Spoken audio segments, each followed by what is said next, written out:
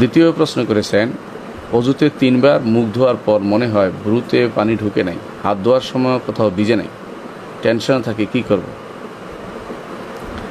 3 বার ধোয়ার পরে যদি আপনি শিওর 3 বার ধুইছেন, এটা হলো কথা। এরপরে যদি না যায়, এ দায়িত্ব আপনার নেই, আলহামদুলিল্লাহ, টেনশন করবেন না। এই টেনশনে থাকার অর্থই হচ্ছে আপনাকে ওয়াসওয়াসা রোগে পেয়ে বসবে, আর এরপর আপনি আর কোনো দিন ভালোভাবে চলতে পারবেন না, আপনার জীবনটা দুর্বিষয় হয়ে যাবে।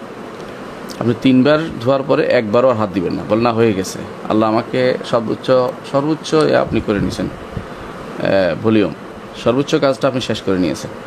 সুতরাং একবার করলে যেখানে হয়ে যায়, 3 বার করেছেন, এটাতে ভ্রুতে পানি ঢুকে না ঢুকে এটা আপনার দায়িত্ব, আর চিন্তা আপনার করবেন না। যদি এটার এরকম চিন্তায় পড়ে যান, তাহলে আপনার পরবর্তী ইবাদতে সবসময় কেবল সমস্যা তৈরি হবে, যে কোনো কাজের করবেন না, বলে আলহামদুলিল্লাহ হয়ে গেছে, আলহামদুলিল্লাহ। এটা শয়তানের কারসাজি। শয়তান এটা দিয়ে মানুষকে, বনি আদমকে কষ্ট ফেলতে চায়, ইবাদতের মধ্যে ধোঁকা দিতে চায়। এই জন্য আপনি 3 বার ধুয়েছেন, আলহামদুলিল্লাহ হয়ে গেছে।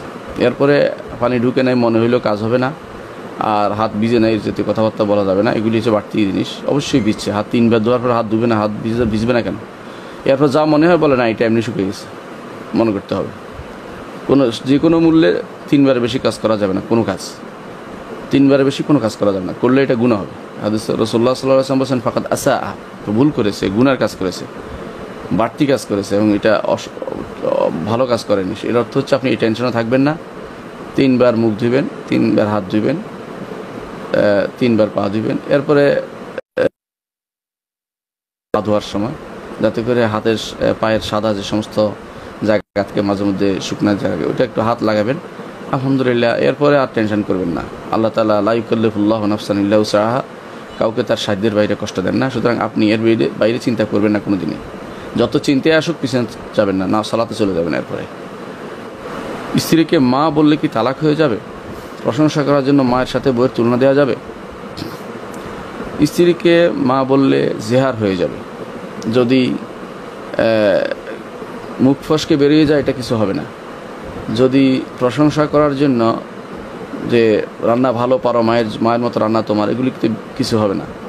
কিন্তু এমনি মা ডাকলে বিনা কারণে তালাক হয়ে যাবে। এই তালাক সেই তালাক নয়, এটা হলো জেহার বলে এটাকে। কারণ বিচ্ছেদের একটা আলামত হচ্ছে জেহার, যেটা জাহিলি যুগে ছিল। তো তারা বলতো যে তুমি আমার মায়ের পিঠের মতো। তো পিঠ যেহেতু, এই সমস্ত অঙ্গ যেহেতু অত্যন্ত সম্মানিত, সেই সমস্ত জায়গার সাথে তুলনা করাকে জেহার বলে। এমনি সরাসরি মা বললেও এরকম অবস্থায় পতিত হবে। অনবরত 2 মাস সওম পালন করতে হবে, যদি সেটা থেকে বাঁচতে হয়। 60 জন মিসকিন খাওয়াতে হবে না পারলে।